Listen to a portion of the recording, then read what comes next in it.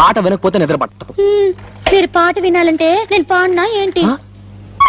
ఏమిటి, నువ్వు పాటలు పాడతావా? ఏంటండి మరీ అంత తేలిక తీసేశారు? మా ఆశ్రమంలో ఫంక్షన్లు జరుగుతున్నప్పుడు పెద్ద పెద్ద వాళ్ళు వచ్చినప్పుడు నా చేతే పాటలు పాడించేవారు. పాటలు పాడుతున్నప్పుడు ఒకటే చప్పట్లు చప్పట్లు కొట్టే కొద్దీ నేను పాడేదాన్ని. మరి ఇన్ని రోజులు నాకు ఎందుకు చెప్పలేదు డార్లింగ్? ఏదో ఒకటి వదులు.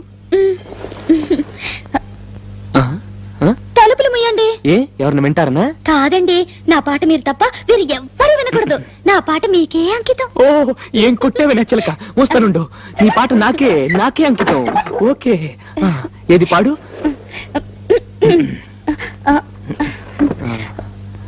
అబ్బా, మీరు నా మొహం అంక చూడకండి, నాకు సిగ్గేస్తుంది. నీ మొహం చూడకుండా ఇంకేం చూడమంటావే? మీరు వెనక్కి తిరగండి. నా దగ్గర ఎందుకు సిగ్గు? మీరు వెనక్కి తిరుగుతాను, నా పాడతాను. ఓకే ఓకే ఓకే, నా వీపు చూసి పాడు పాడు. ఆహా.